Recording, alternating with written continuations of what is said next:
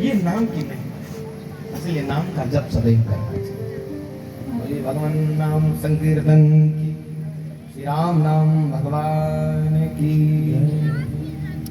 भगवान की पावन कथा में श्री गोस्वामी तुलसीदास जी महाराज ने वंदना की महान श्रृंखला में भगवान नाम वंदना प्रारंभ करते हैं।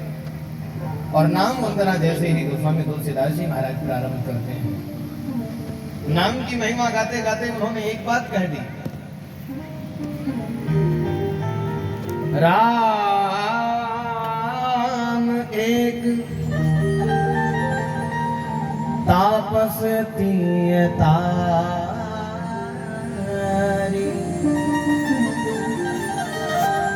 नाम कोटि खल कुमति सुधारी। राम ने तपस्विनी गौतम ऋषि की पत्नी अहिल्या का उद्धार किया। और धन्य है भगवान का नाम जिसने करोड़ों की दुर्बुद्धि को सद्बुद्धि में परिवर्तित करने का कार्य किया है। ये भगवान के नाम की महिमा का प्रभाव। ध्रुव सकलानि जपयउ हरि नाम पायउ अचल अनुपम ठाम। ध्रुव जी महाराज ने भगवान का नाम लिया तो उसकी महिमा देखिए कि आज भी ध्रुवतारी के रूप में चमक रहे हैं और हम आप दर्शन करते हैं।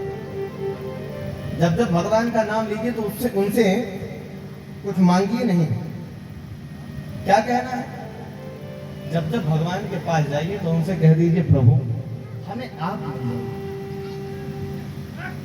जिसके पीछे पूरी दुनिया पागल है, अगर वो परमात्मा आपको मिल जाए तो आपको कोई कमी रहेगी नहीं।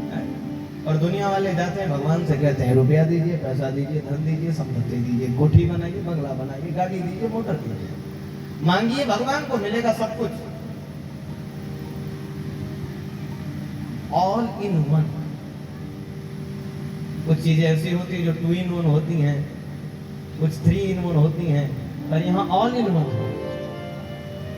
एक चीज लीजिए बोलते 2 मिल जाएगा, 3 मिल जाएगा, पर अगर भगवान के पास जाएंगे तो सब कुछ मिलेगा। कुछ बात नहीं, क्योंकि भगवान में सब कुछ समाया है, भगवान से सब कुछ प्राप्त होना है हमें। ये भगवान के नाम की महिमा। और भगवान नाम महिमा का गायन करते हुए, परमात्मा के नाम का महिमा गायन करते हुए, किसी ने कहा कि भगवान के नाम की महिमा कितनी है, बहुत गा दी गोस्वामी तुलसीदास जी महाराज। तो गोस्वामी तुलसीदास जी ने कहा कि ये बात जब हमने भगवान से पूछी तो भगवान क्या कहते हैं, कहाँ लगी नाम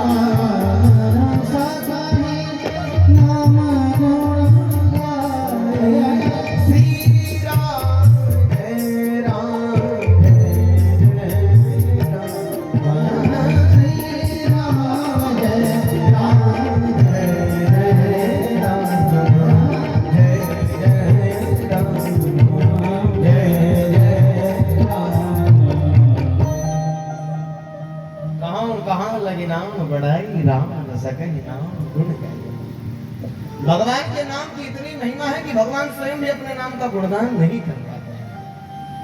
अच्छा, किसी ने कहा कि भगवान स्वयं अपने नाम का गुणगान नहीं कर पाते, तो क्या उनके ज्ञान में कमी है क्या? ज्ञान की कमी होगी। अगर हम रामचरितमानस की कथा नहीं बोल पाते तो हमारे अंदर ज्ञान की कमी है। कोई हमसे हमारा परिचय पूछता है और हम पूर्ण रूपेण अगर अपना परिचय नहीं देते हैं तो हमारे में समझ की कमी है। भगवान में भी समझ की कमी है क्या? बोले यहाँ बात परिचय की नहीं है, यहाँ बात महिमा की है। और बात जब महिमा की आती है तो महिमा का गायन करने वाला व्यक्ति अपनी महिमा का जो स्वयं गायन करता है उसके महिमा में कमी आ जाती है, उसके प्रभाव में कमी आ जाती है।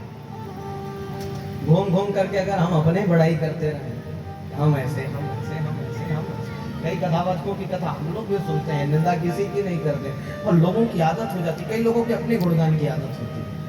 अब वो जो भी प्रसंग लेंगे उसमें अपने आप को जोड़ेंगे और कुछ महिमा अपनी सुना देंगे, भला काम ऐसे गए और वहां पर ऐसे आशीर्वाद दिए, तुरंत सिद्ध हो गया।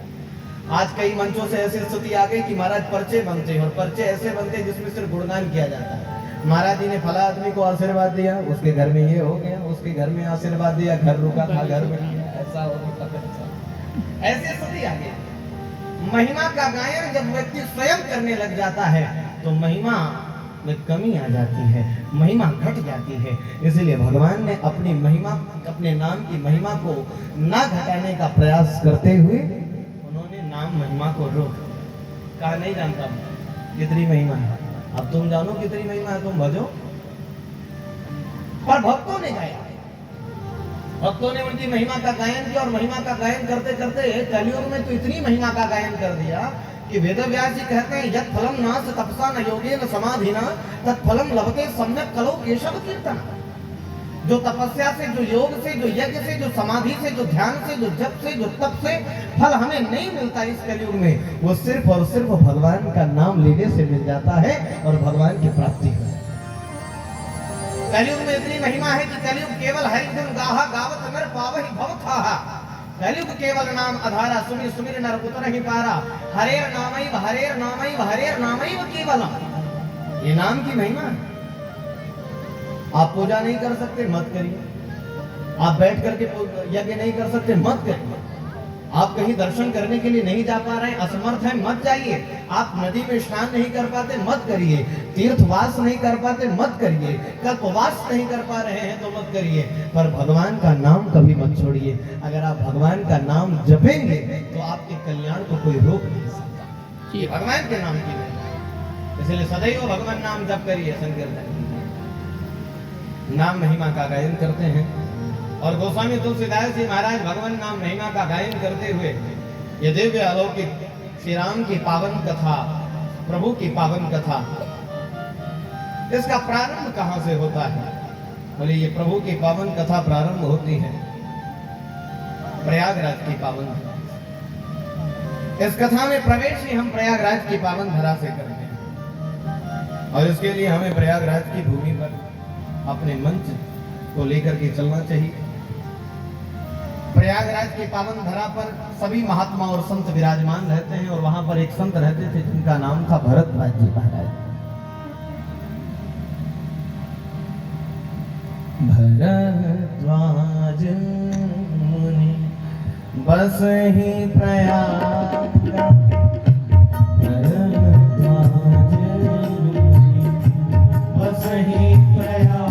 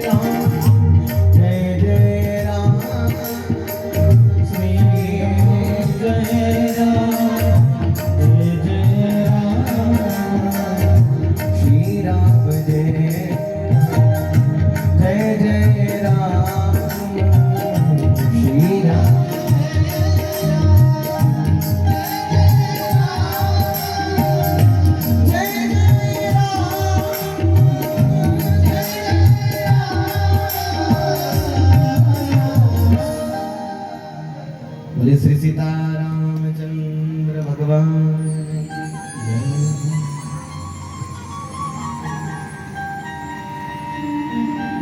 प्रयागराज की पावन धरा, पावन धरती, प्रयागराज के पावन भूमि पर ऋषि मुनि महात्मा सब विराजमान होते हैं। और उसमें भी जब माघ का महीना आता है तो दुनिया के जितने साधु संत हैं सब अपने अपने गुफाओं को छोड़कर पहुंच जाते हैं। जो पर्वत की कंदराओं में रहते हैं सब पहुंचते हैं कहां? प्रयागराज के पावन भूमि पर। ऐसे ही एक बार माघ महीना आया, दुनिया के जितने महात्मा साधु संत अमलात्मा विमलात्मा ऋषि मुनि धर्माचार्य जगत गुरु सब पहुंचे वहीं। एक महीना सत्संग किए, भजन किए, ध्यान किए, और करने के बाद जब सारे महात्मा लौटने लगे, सब वहां से निकलने लगे, तो महान संत श्री याज्ञवल्क्य ऋषि वो भी निकल रहे थे। जैसे ही निकल रहे थे उसी समय से भरद्वाज जी आए और आकर के चरणों को पकड़ लिया। भरद्वाज ऋषि जैसे ही आकर के चरणों में बैठे, चरणों को पकड़ करके कहते हैं महाराज जी आप यहीं रुकिए। याज्ञवल्क्य ऋषि विचार करने लगे कि हमें क्यों रोक रहा है भाई, दुनिया के जितने महात्मा थे सब चले गए, हमें क्यों रोक रहे हैं आप? भरद्वाज जी ने कहा कुछ कुछ जिज्ञासा है, कुछ संशय है जीवन में, बड़ा भ्रम है, उसका समाधान चाहता हूं आपके श्री चरणों में, कृपया करके समाधान करें। अच्छा, महात्मा भी समाधान चाहते हैं। याज्ञवल्क्य ऋषि ने कहा ठीक है बताइए क्या समाधान चाहते हैं? भरद्वाज जी ने कहा प्रभु राम कौन है? प्रभु पूछो राम कौन है? ये प्रश्न सिर्फ भरद्वाज ऋषि का नहीं है, राम कौन है ये समग्र विश्व का प्रश्न है, जिसका प्रतिनिधित्व करते हुए श्री भरद्वाज ऋषि ने याज्ञवल्क्य जी से ये पूछा है। राम कौन है? एक राम अवधेश कुमारा, एक राम राजा दशरथ के पुत्र हैं जिनका चरित्र पूरी दुनिया जानती है। अयोध्या की धरती पर जन्म हुआ, मिथिला की धरा पर विवाह हुआ, लौट करके आए, 14 वर्ष का वनवास हुआ, भ्रमण करते हुए जब पत्नी का हरण हुआ तो भयो रोष रण रावण मारा, रोष में आकर के क्रोध में आकर के बदले की भावना से रावण को मार दिया, उसका वंश का उसके वंश का सर्वनाश कर दिया, किसी को छोड़े नहीं विभीषण के अलावा। ऐसी स्थिति ले। अब आप बताइए ये राम है? और क्या इन्हीं राम की पूजा अर्चना और इन्हीं राम के नाम की महिमा का गायन भूत भावन भोलेनाथ काशी की धरती पर करते हैं? ये जो राजा दशरथ के पुत्र राम है ना, ये राम, इन राम के चरणों में हमारी श्रद्धा नहीं बन पाती। ये कौन से भगवान है?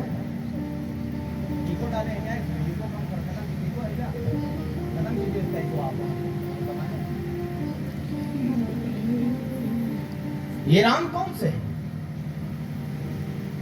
ये राम के नाम की महिमा का गायन भूत भावन भोलेनाथ करते, मुझे लगता नहीं है। जो बदले की भावना में आकर के रावण का सर्वनाश कर दिया गया, उसके अंदर भगवत्ता दिखाई नहीं पड़ती, सिर्फ क्रोध दिखाई पड़ता है और सिर्फ लड़ना झगड़ना दिखाई पड़ रहा है, रोना दिखाई पड़ रहा है। ये कौन सी बात है? आप हमारे संशय का समाधान करें, शंका का समाधान करें, बताएं।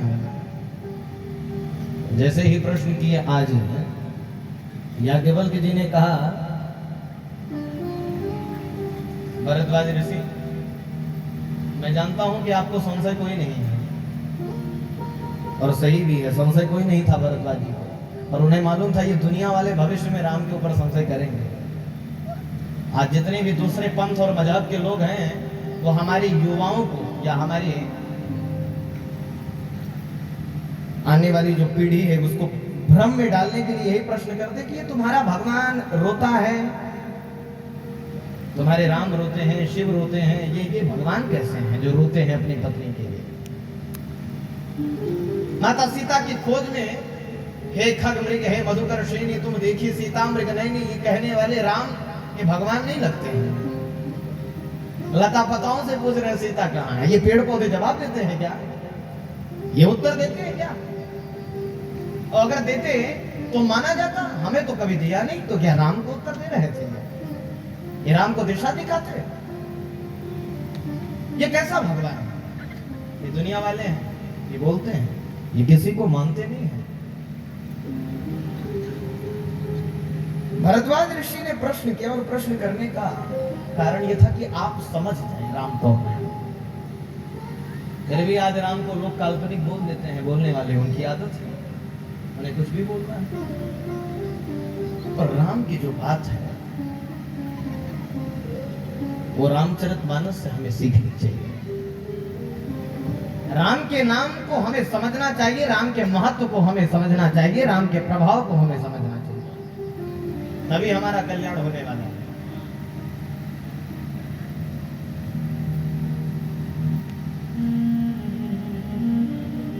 एक व्यक्ति था तो वैसे कहीं जा रहा था, अब हम समझ लेते मानो कि बखरिया गांव में कोई बरगद का पेड़ तो हमें दिखाई नहीं पड़ा। बखरिया में बरगद है क्या? है? नहीं है ना? है बरगद है, पीपल है, बरगद भी है, हम नहीं देखे ना तो। अच्छा, ये कथा बरगद के पेड़ से जुड़ी है, इसीलिए बखरिया माने तो कैसे माने, पहले बरगद का भी पता लगाना पड़ेगा है कि नहीं। तो बरगद का पेड़ था, एक आदमी जा रहा था और जाते जाते उसे थकान लगी, थक गया, तो बरगद के पेड़ के नीचे आया और आकर के उसकी जड़ पर को तकिया समझा और उसी पर सर रखा और सो गया।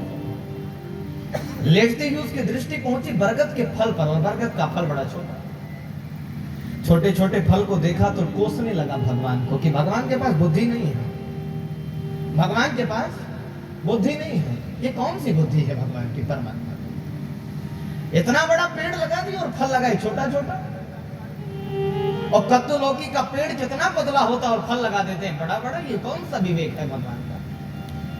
और इतना सोचते सोचते सो गया, और सोते सोते अचानक से हुआ क्या, अचानक से बरगद का एक फल आकर के उसकी नाक पर गिरा, इतनी तेज चोट लगी कि जग गया, और जगते ही कहता हे भगवान, इतना तेज छोटा सा फल लगा। ऊपर देखता है भगवान की तरफ और हाथ जोड़ता है, गोविंद तेरी बड़ी कृपा है जो इतने बड़े से पेड़ पर तो इतने छोटे छोटे फल लगाए, अगर कहीं कद्दू लौकी जैसा फल होता और वो गिरता तो हमारे तो प्राण ही निकल जाते।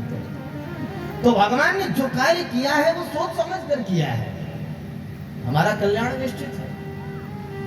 पर फिर भी अगर हम समझ ना पाओ, भगवान को कभी किसी को अपग्रेड नहीं करना पड़ता, अपडेट नहीं करना पड़ता। हमारे यहाँ हम गाड़ी मोटर लाते हैं तो 2024 की जो गाड़ी होगी तो 25 में तो लोग कहेंगे आप टॉप मॉडल लाइए इस गाड़ी की, अगले साल 2026 में और टॉप मॉडल आएगी। एक बार हमने एक सेठ जी से पूछा कि आप हर साल नई गाड़ी लेते हैं, ये टॉप मॉडल लाने की क्या आवश्यकता है? उन्होंने कहा महाराज जी जब टॉप मॉडल लाते हैं तो उसमें हमें ये प्रसन्नता होती है कि पिछले में जो कमी रह गई थी उस कमी को समाप्त करके टॉप मॉडल लॉन्च कर देते हैं कंपनी वाले, इसीलिए हम लेकर चले। हमने कहा इसका मतलब इस दुनिया में जितने भी इंजीनियर हैं चाहे कितने भी बड़े हों, उनके कार्य में कमी हर बार रह जाती है और हर साल उस कमी को वो पूरा करते रहते हैं। पर धन्य है हमारे भगवान, 2 कान दिए तो 2 ही रह गए सतयुग से, 2 आंख दिए तो 2 ही रह गए सतयुग से। ऐसा नहीं कि सतयुग में कोई और वर्जन था तो त्रेता युग में अपडेट किए, फिर द्वापर में अपडेट किए, फिर कलयुग में अपडेट किए, ऐसा नहीं करना पड़ा। 2 आंख 2 कान 2 नाक यही सब होते रह गए। एक आदमी आया कहता है ठीक है आपको भगवान की रचना पर बड़ा विश्वास है, बड़ी श्रद्धा रखते हैं, तो एक चीज पूछना चाहता हूँ आपसे। हमने कहा बताएं। उन्होंने कहा जब दोनों कान के जो छेद थे सुनने के लिए काफी थे तो ढक्कन बनाने की क्या जरूरत थी, आवश्यकता क्या थी इसकी, ये ढक्कन क्यों बना दिया? जैसे ही इतना कहे तो हम भी एक बार सोच में पड़ गए, फिर हमें याद आया कि भगवान को मालूम था सतयुग त्रेता युग द्वापर युग में इस ढक्कन की आवश्यकता नहीं थी, पर कलयुग में आवश्यकता थी। ऐसी आवश्यकता कलयुग में लोगों की आंखें कमजोर हो जाएंगी, लोग चश्मा पहनेंगे तो चश्मा कहाँ टिकेगा, तो भगवान ने ढक्कन बना दिया। ऐसा तो हो नहीं सकता था कि जब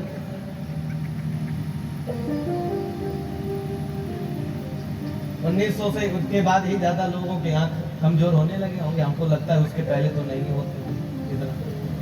इधर ही तो ये ज्यादा हुआ, बच्चों को चश्मा लगता चला गया।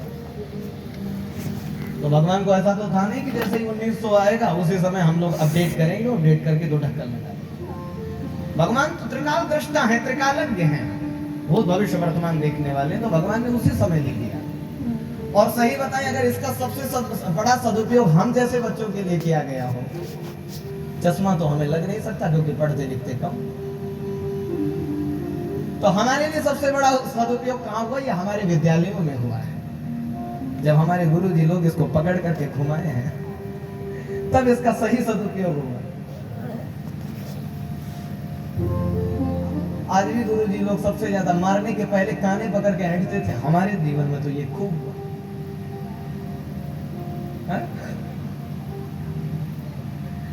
और कमला एजुकेशनल एकेडमी के प्रबंधक आदरणीय गुरुजी श्री जितेंद्र कुमार मिश्र जी यहाँ बैठे हैं। 1 वर्ष हमने वहां भी शिक्षा प्राप्त की है।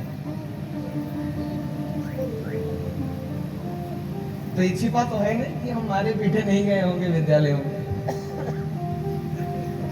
तो इसका सदुपयोग हुआ है ज्ञान का। हम भगवान के विषय में चर्चा कर रहे हैं। भगवान की कोई बात कभी कच्ची नहीं, वो जो करते हैं वही होता है। ये जितने भी पेड़ पौधे देख रहे हैं हरे हरे, इनका कभी रंग उतरता है क्या? नहीं उतरता। आप इसको धुलिए, खूब साबुन लगाएंगे, एक पत्ता लेकर के आम का, और साबुन लगाते रहिए, चाहे रिन लगाइए, सफेक्सल लगाइए, घड़ी लगाइए, जो लगाना है लगाइए। ऐसा हो सकता है कि उसका रंग आप छुड़ा दें, क्योंकि तो भगवान का कार्य है। हमारा आपका कार्य होता तो 3 बार धुलने पर छूट जाएगा, पर भगवान का कार्य कच्चा नहीं होता है। भरद्वाज ऋषि ने यह प्रश्न किया है दुनिया को ये बताने के लिए कि भगवान जानने का विषय नहीं है, भगवान मानने का विषय है। जानना चाहिए दुनिया को, पर दुनिया वाले एकदम उल्टा करते हैं, मानते दुनिया को, जानते भगवान को। किसी से मिलेंगे तो कहेंगे हम आपको बहुत मानते हैं, यही तो कहते हैं कि भैया हम आपको बहुत मानते हैं, बड़ा प्रेम है आपके प्रति। और भगवान को जानने का प्रयास करेंगे। जब गुरुजी और संत मिलेंगे तो कहेंगे भगवान ने ऐसा क्यों किया, भगवान वैसा किया। भगवान को मानिए और दुनिया को जानिए। दिल लगाइए, मन लगाइए भगवान में, और दिमाग लगाइए दुनिया में। ये दुनिया वालों में दिमाग लगाना चाहिए, बुद्धि लगाना चाहिए, भगवान में दिल लगाना चाहिए, मन लगाना चाहिए। मन से माना जाता है और बुद्धि से जाना जाता है। ये स्केल बदलना नहीं चाहिए। जैसे कपड़े को नापने के लिए मीटर की जरूरत पड़ती है, दूध को नापने के लिए लीटर की जरूरत पड़ती है, उसी तरह से भगवान को नापने और मानने के लिए मन की आवश्यकता होती है। बुद्धि से नहीं नाप सकते, नहीं मान सकते आप। बुद्धि भगवान में लगानी ही नहीं चाहिए। याज्ञवल्क्य ऋषि कहते हैं कि जो आप प्रश्न कर रहे हैं ना आदरणीय, ये शंका, ये संदेह, ये संशय सिर्फ आपको नहीं हुआ है, फिर किसको हुआ है? बोले किसी तरह से संशय किसी और को भी हुआ है। किसको हुआ? ऐसे संशय कीन भवा,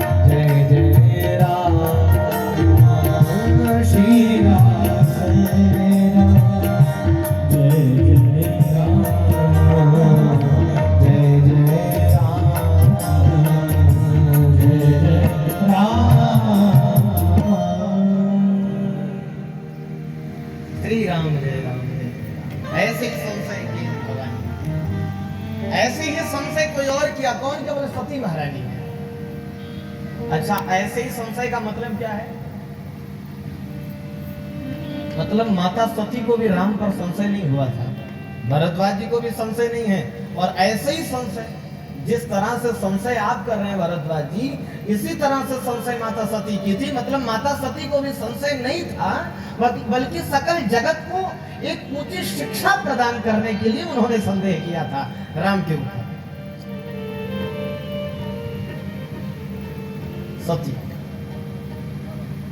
सती महारानी की पावन कथा पूछते हैं आज।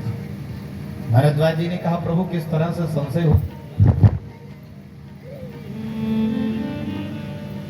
है, ये संशय की सारी बात हमें बताने की कृपा करें। मैं समझना चाहता हूं, मैं जानना चाहता हूं क्या हुआ, कब हुआ और कैसे हुआ।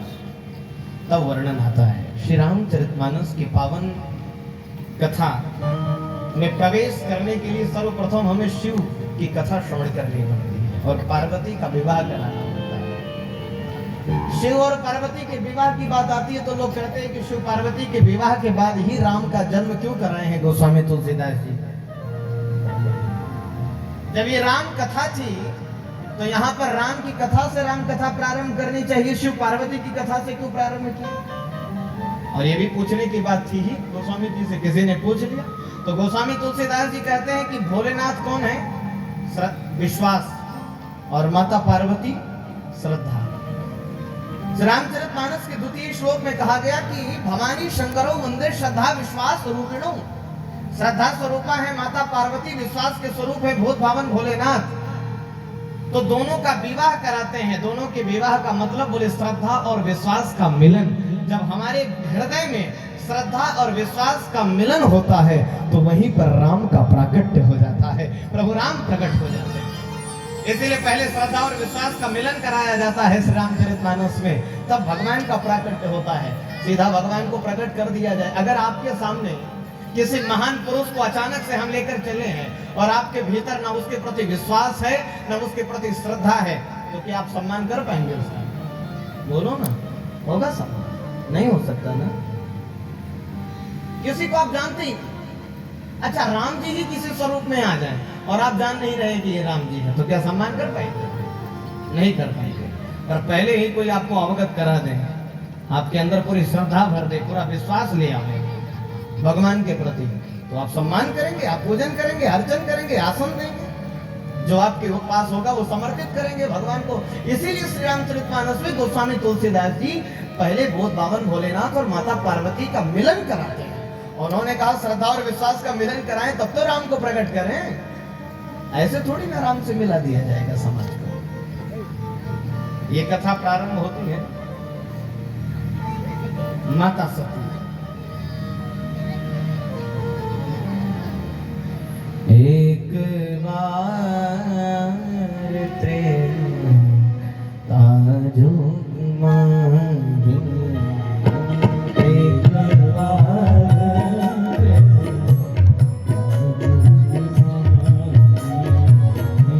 शंभो गए बजरी सिपाही, शंभो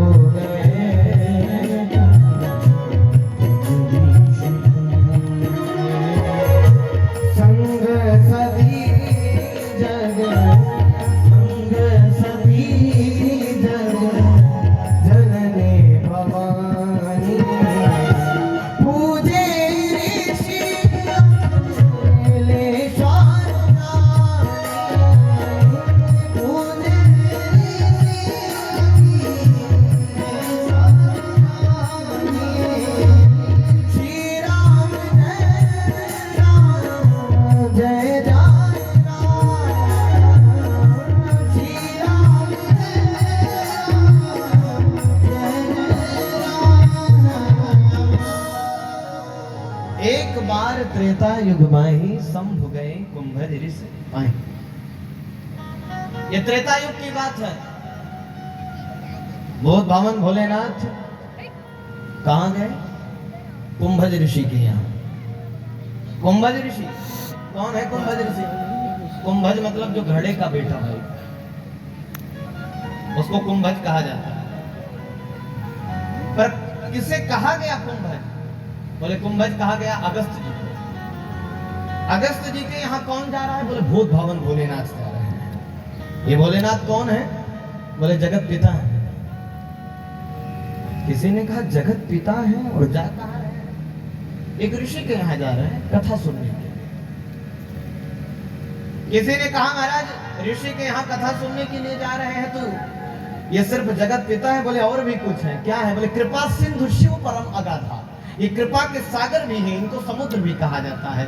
तो समुद्र किसके पास जा रहा है? बोले घड़े के पास जा रहा है। बोले ये आश्चर्य का विषय है भाई, घड़ा जाता है समुद्र के पास, नदी के पास, तालाब सरोवर के पास, यहाँ घड़े के पास समुद्र आ रहा है, ये सोचने की बात है। बोले ये साधारण घड़ा नहीं है, ये वही अगस्त जी हैं जिन्होंने 3 आचमन में समुद्र को समा लिया था।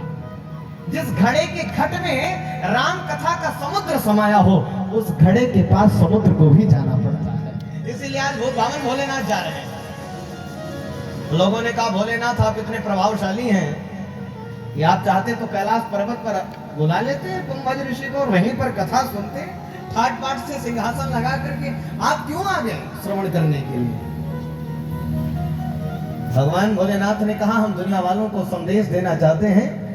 ये दुनिया वाले नीचे उतरते हैं तो आसक्ति के कारण उतरते हैं, हम भोलेनाथ हैं, हम नीचे उतरते हैं तो आसक्ति के कारण नहीं, हम भगवान की भक्ति के कारण नीचे उतरते हैं। इस धरा पर उतरते हैं, भगवत भक्ति के लिए नीचे उतर रहे हैं, राम कथा के लिए नीचे उतर रहे हैं।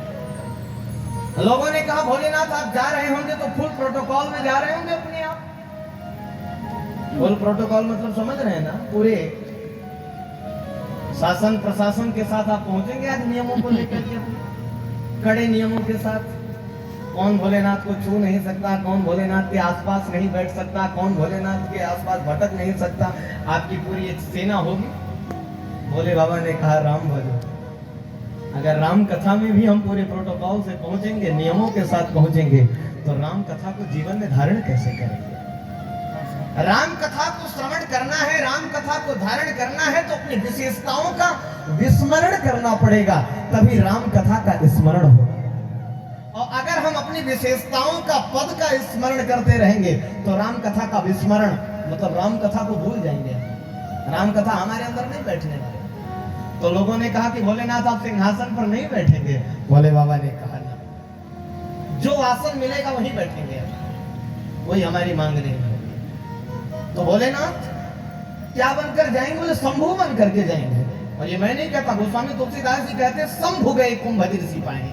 ये नहीं कहा गया कि त्रिपुरारी गए, ये नहीं कहा गया कि भूत भावन भोलेनाथ गए, ये नहीं कहा गया कि महाधन ईशा महेश गए हैं। कौन गया? बोले शंभु। शंभु मतलब एक साधारण, गांव में कोई साधारण व्यक्ति होता तो कहते नहीं कि शंभु। शंभु बड़े साधारण स्वरूप में जा रहे हैं। लोगों ने कहा भोलेनाथ आप अकेले कथा सुनेंगे, ये अच्छा नहीं लग रहा है। विवाहित हैं, विवाह अगर आप किए हैं तो पत्नी का भी साथ होना चाहिए। बोले अकेले कहाँ है, साथ में कोई है? कौन है आपके साथ? बोले हम बताते हैं। संग सती जग जननी भवानी, संग सती जननी भवानी, संग सती जननी भवानी, संग सती जननी भवानी, पूजे ऋषि अखिलेश्वर जाने, पूजे ऋषि अखिलेश्वर जाने, पूजे ऋषि अखिलेश्वर जाने, पूजे ऋषि अखिलेश्वर जाने। संग सती जग जननी भवानी, पूजे ऋषि अखिलेश्वर जानी। साथ में कौन है? बोले सती महारानी है। तो भोलेनाथ आप साधारण होकर के जा रहे हैं तो क्या सती महारानी भी साधारण होकर जा रही है? बोले नहीं, सती महारानी साधारण होकर नहीं जा रहे। फिर कैसे जा रहे हैं? बोले जग जननी भवानी, जगत की जननी बनकर के भवानी जा रही है। अब यहाँ पर भी बड़ा सुंदर संदेश मिलता है समाज को। जब पति कहीं पर जाकर के साधारण हो जाए और अपने पद अधिकार का विस्मरण कर दे तो पत्नी को भी सहज हो जाना चाहिए। पत्नी को अपने प्रभाव को लेकर नहीं चलना चाहिए ऐसी स्थिति में कि नहीं नहीं हम बड़े प्रभावशाली हैं, ये सीधे हो जाए तो हो जाए, हम क्यों हो जाए।